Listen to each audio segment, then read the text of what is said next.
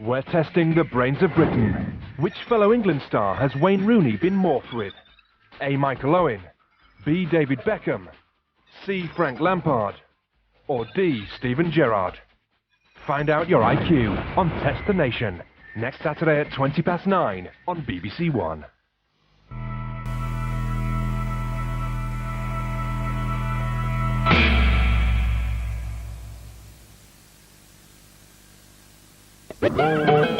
Imagine a line 25,000 miles long, which travels through Africa, Latin America and Asia. We just crossed the equator! Simon Reeves circumnavigates the globe. For all of us, it's slightly nerve-wracking being here. To discover one of the most troubled and beautiful parts of our planet. We've got two circumcisers here. I'm a bit scared to be in the back with you. You brought me to the top of the world. Equator! Don't you worry about the flood, just concentrate on the football. You are absolutely incredible. Do you know the expression, mad dogs and Englishmen? Equator, tomorrow at 9 on BBC Two.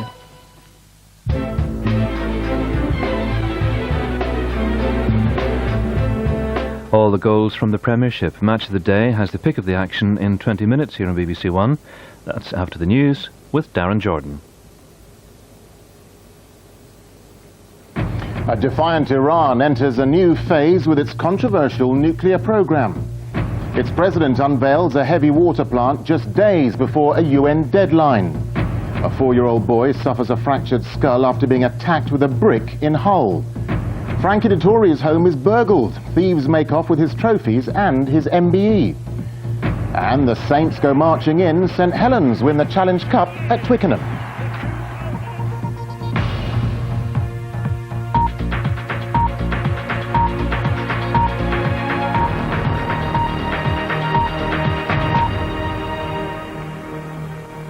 Good evening. Iran has launched a new phase in its nuclear program despite intense international pressure. The Iranian President Mahmoud Ahmadinejad has opened a heavy water reactor which could take the country a step closer to the development of a nuclear weapon. It comes just days before a United Nations deadline for Iran to suspend work on uranium enrichment or face the prospect of sanctions. Our diplomatic correspondent James Robbins reports. Iran's president is sending a strong signal. His country is pressing on with a wide range of nuclear research. But President Ahmadinejad insists it's for purely peaceful purposes. The new plant which he toured can apparently produce up to 16 tons of heavy water a year. The heavy water will be used to cool a new reactor still being built. In turn, that reactor will create plutonium as a byproduct that could be used to make atomic warheads. Today, the president again maintained that generating electricity was the goal, and that Iran was not a threat to any nation, not even Israel. But as Iran pursues two separate nuclear paths, to enrich uranium and to produce plutonium, experts see all the classic signs of a weapons program coming together. There are two materials that you can make a nuclear weapon from. One is highly enriched uranium, and the other one is plutonium. And this represents the plutonium route. The problem with highly enriched uranium is you need a factory about the size of 20 football pitches, whereas this is reckoned to be a relatively compact and quick route to producing that plutonium. And Western governments see a spate of defiant gestures from Iran over recent days, including the test firing of new missiles. That's significant because Iran is improving its capability to deliver warheads. So is the timing, as the UN Security Council has set Iran a deadline of next Thursday to stop its uranium enrichment, the other path to a possible bomb, or face sanctions. If there isn't a breakthrough at this stage in terms of getting a real, complex, multifaceted diplomatic process off the ground, then the potential is much increased for a spiral downwards into a crisis which will end in confrontation in the next 12 months or so. President Ahmadinejad says Iran is ready to negotiate, but not to stop uranium enrichment. And today's spotlight on another potential route to the bomb via plutonium can only raise the political temperature. James Robbins, BBC News. Well, let's talk to Adam Brooks, who's in Washington now. Adam, how will this news be received by the administration there? Well, Darren, we've only just had a very terse, short statement out of the Americans today. The Bush administration said that all these activities in Iran were being taken into account, was the way it put it. Now, it's absolutely clear that the Americans will see these activities in Iran as further evidence that the Iranians have absolutely no intention of freezing their nuclear program by next Thursday, as the UN has demanded they do. President Bush said just last week that there must be consequences for Iran if it doesn't stop its nuclear activities. So what happens next? On Thursday, the UN Security Council meets, and we can anticipate that at that meeting, the Americans will start a concerted effort to bring sanctions against Iran. The big question, as always, will Russia and China sign up for those sanctions, or will they not? The Russians said just yesterday it was too early to start thinking about sanctions. Now, the Americans are absolutely committed to getting these sanctions, but America's negotiating hand in the Middle East right now, given the situation in Lebanon, given the situation in Iraq, is not a strong one. And it's far from certain the Americans will be able to persuade the other big countries to come on board. Adam, thank you. There's been more violence in Afghanistan. 2 French soldiers serving with the coalition forces have been killed in the east of the country. In Helmand province, 7 suspected Taliban fighters were killed by British troops. And in the province of Uruzgan, a further 15 insurgents died in clashes with the NATO-led forces. A 4-year-old boy has suffered a fractured skull and a serious injury to his ear during an attack near his home at Hessel, near Hull. Police say that Charlie Davis was left with horrible injuries, and they've appealed for witnesses. The boy's family say he was abducted and attacked with a brick. Richard Wells reports. Charlie Davis, just 4 years old, victim of an attack in which he suffered a fractured skull and a serious wound to one of his ears. And this is where it happened, an area of wasteland close to his home. But police have still to find out why, and to find anyone who saw or heard what happened. This is the alleyway where, according to Charlie's parents, the incident began. He was abducted, they say, at the end of this alleyway, dragged along here, out into the wasteland, tied to a tree, and then hit with a brick. He managed to escape and stagger the 200 yards back home before being taken to hospital. Charlie was taken to this hospital, Hull Royal Infirmary, where he underwent surgery. Now released by doctors back to the care of his family, it should speed up police attempts to find out exactly what happened. He's obviously the only person who can tell us categorically what's happened. We've got no evidence to suggest that he was taken against his will. However, whether that becomes the case once we've spoken to him, I obviously couldn't say at this stage. So at this moment in time, we're investigating a very nasty assault on a little boy. At Charlie's home, his family won't comment further about the attack. Police are expected to start interviewing him over the next day or so. Richard Wells, BBC News, Hessel. A boy celebrating his 16th birthday has been stabbed to death on a street in South Tyneside. Police say they were called to a disturbance in South Shields at about 10 o'clock last night. They are continuing to question a 43-year-old woman and an 18-year-old man in connection with the murder. The United Nations says it's close to forming the full peacekeeping force for southern Lebanon. The European Union has agreed to provide up to 7,000 of the 15,000 soldiers who will police the ceasefire between Israel and Hezbollah fighters. Lebanese officials have described the move as an important step. From Beirut, here's Nicholas Witchell. In Beirut port, heavy equipment being unloaded from a French naval ship bound for southern Lebanon. Very soon these troops will be in the UN positions along the Lebanon-Israel border, preparing for the further UN deployments which are expected in coming days and weeks, and beginning the complex task of securing a fragile peace.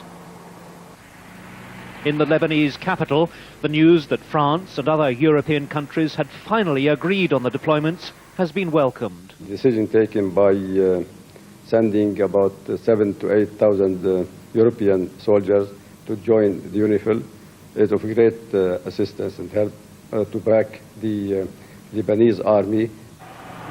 But even as the UN begins the build-up to the new deployment, it's clear that a number of issues, such as the force's final size, composition, and even its precise rules of engagement, have still to be finally resolved.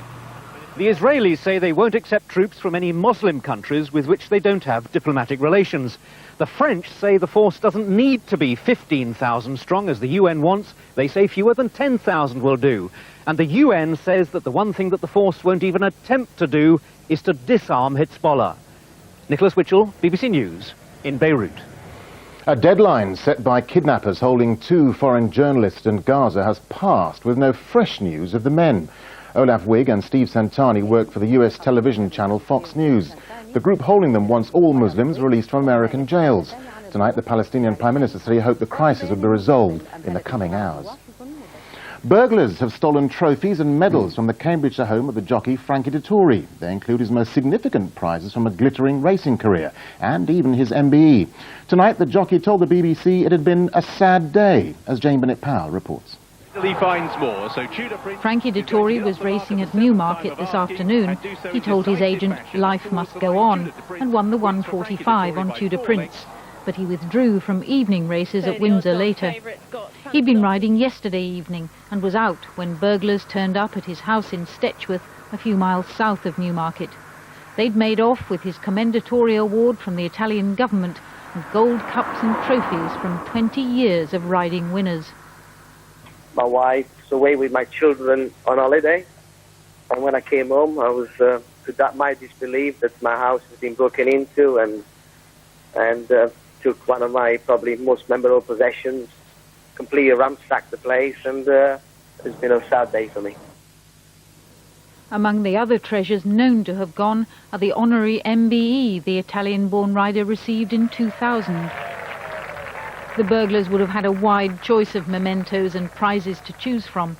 Dettori is famous for winning all 7 races in a day at the Ascot Festival in 1996, as well as the Jockeys' Championship 3 times and the Prix de l'Arc de Triomphe twice. He's considering putting up a substantial reward for the return of the stolen pieces. Cambridgeshire detectives have appealed for anyone offered any to buy to contact the police. Jane Bennett-Powell, BBC News. Now with news of Rugby League's Challenge Cup final and the rest of the day's sport is Mary Rhodes. Mary? Darren, thank you very much. Good evening. Yes, St Helens are celebrating their 3rd Challenge Cup victory in 6 years. The Saints cut the Huddersfield Giants down to size. They came from behind and scored 5 second-half tries to win 42-12 at Twickenham. Here's Kevin Geary. The predictions were this could be one of the most one-sided finals in years. Mighty St Helens against Huddersfield, who've not been among Rugby League's powers for close on half a century. Ultimately, it did turn out that way, but it didn't look like it would when Martin Aspinwall gave the underdogs the lead after a storming start. By half-time, though, Saints had a 6-point lead as Sean Long, about to become the first player to win 3 Man of the Match awards in the final, finished off a fluent move. And in the second half, Saints simply ran away with it, scoring 5 further tries, including 2 from John Wilkin, whose strapped and broken nose never prevented him sniffing out any chance. The final score, 42-12, reflected the Saints' superiority, but it did scant justice to Huddersfield's commitment. Credit to Huddersfield, they absolutely stuck it to us in the first half, but thankfully we wore them down a little bit and got the chocolates at the end. Not to mention the silverware, which goes back to St Helens for the 3rd time in 6 years. Kevin Geary, BBC News. Well, as usual, Match of the Day follows the news with all the goals and highlights from the Premiership. So if you're waiting for that to find out the results, it's time to hit the mute button and close your eyes just for a minute, because there were some interesting matches today. Arsenal are lying 4th from bottom of the table with just 1 point after losing to Manchester City. Joey Barton's penalty gave City their first win of the season. Manchester United stayed top of the table after beating Watford 2-1, but Rio Ferdinand has a suspected broken toe, which would mean that he'll miss England's European qualifier next Saturday. Andy Johnson celebrated his return to the England squad with a goal in Everton's 2-0 victory over Fulham. It's their first victory at White Hart Lane for 21 years. Elsewhere, Charlton got their first points of the season with a 2-0 victory over Bolton. Fulham's first win came against newly promoted Sheffield United. Liverpool came from behind to beat West Ham 2-1, and Emil Heskey was the lone scorer in Wigan's 1-0 victory over Reading. Celtic and Hearts both picked up points to put them joint top of the Scottish Premier League. Rangers can return to the top if they beat Kilmarnock tomorrow. Aberdeen are third following a 1-0 win over Dunfermline. Celtic came from behind to beat Hibernian. Motherwell secured their first points of the season with a 1-0 victory over Falkirk. Hearts hammered Inverness Caledonian Thistle 4-1 and Dundee United picked up their first win, beating St Mirren 3-1. Sussex have won the C&G Trophy after beating Lancashire by 15 runs at Lord's. James Kirkley was the key wicket taker for Sussex. Lancashire needed a realistic 173 runs to secure victory, but they failed to cope with Kirkley's bowling. He finished with career-best one-day figures of 5 for 27 and was named man of the match. Sussex last won the title in 1986. Pakistan's cricketers have lifted a threat to boycott their one-day series against England. They say they've been vindicated by the revelation that the umpire Darrell Hare offered to resign for cash. The International Cricket Council's chief executive, Malcolm Speed, has told the BBC that he hopes Mr Hare will be able to umpire again. There was success for Great Britain's rowers this afternoon at the World Championship at Dorney Lake, Eton. The men's four won gold for the second successive year. Steve Williams, who won Olympic gold in Athens, Peter Reid, Alex Partridge and Andy Hodge finished half a length clear of fast-finishing Germany. Elsewhere, Zach Purchase also claimed a gold medal, winning the lightweight men's single scull in a new world record time. Finally, the former West Indies batsman Clyde Walcott has died in Barbados at the age of 80. He's the only batsman to hit 5 centuries in a Test series. Walcott played 44 Tests between 1948 and 1960, scoring an average of over 56. He was also manager of the West Indies when they won successive World Cup titles in the 1970s. And that's all the sport for tonight. Darren. Mary, thank you for that. Finally, on this bank holiday weekend, you may be glad to know that Britain's beaches are cleaner than ever. The Marine Conservation Society says more than 90% of the beaches it's tested in recent weeks had excellent water quality. From Brighton, Barney Chowdhury reports. Come rain or shine, a bank holiday renews our love affair with the seaside. But for years, one of our biggest concerns has been how clean is the water. So every year during the summer season, the Environment Agency takes samples of water and they test it. They want to test it for bacteria and other pollutants. The good news is that most of our beaches have water that's in excellent condition. And locals here say over the past few years, they've definitely seen more visitors venturing into the sea. It's improved heaps since I've been here. We've seen a lot more concerned people, a lot more businesses actually working towards, cleanliness with regards to recycling and stuff like that. We also see a lot of difference between the amount of fish that are around here and also on the calm days, the clarity of the water. You can see down sort of 5-10 metres down there. Less pollution means better conditions, not only for us, but for marine life as well. This water's used at the local Sea Life Centre. Well, I've been here a couple of minutes and this was just at my feet. I've just picked it up now. It's great out there, it's clean, the water out there, but on the beach here there's lots of litter, and this kind of stuff, if it gets back out to the sea on a high tide, it can kill some of our native and also animals that come into our waters. So no room for complacency. Next month there's a big clean-up operation to make sure our beaches and water remain as pollution-free as possible. Barney Chowdhury, BBC News, Brighton. Before we go, a reminder of the main news tonight. Iran has opened a new reactor which could take the country a step closer to the development of a nuclear weapon. And you can see news updates throughout the night on BBC News 24. But for Mary and from me, good night.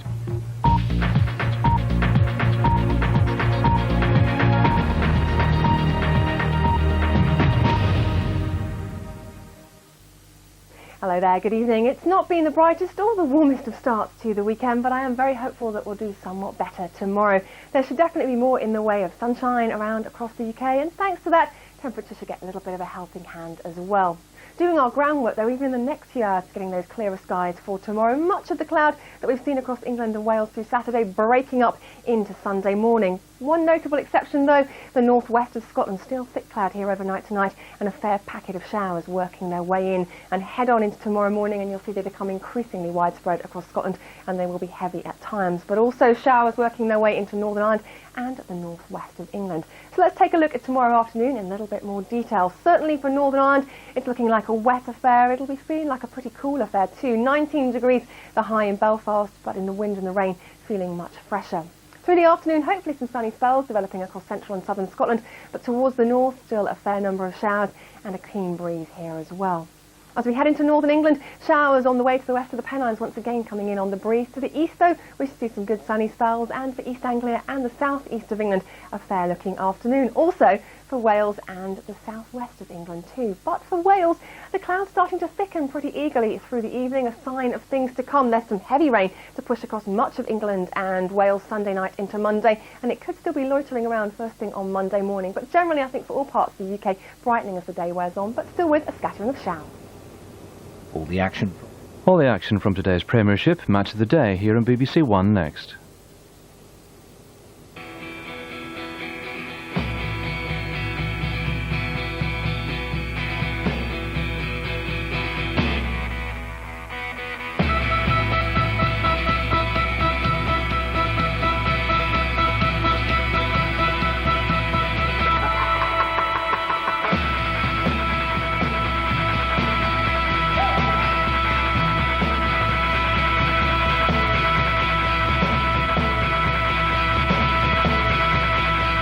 Just be glad he's on our side. Murphy's Law, tomorrow at 9 on BBC One.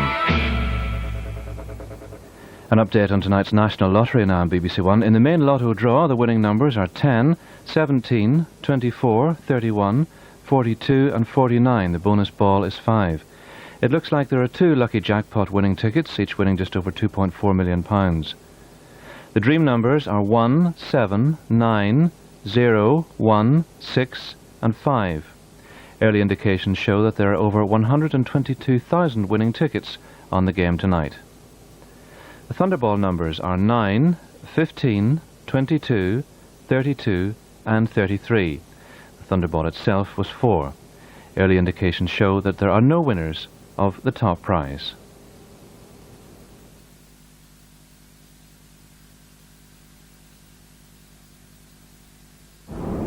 Here comes John Terry, the New England captain. England's first Euro 2008 qualifier, live on Match of the Day, on Radio 5 Live, and with comment and analysis online. If only they had done this during the World Cup. England v Andorra next Saturday at 4:45. The BBC bringing football to life. It's a good start.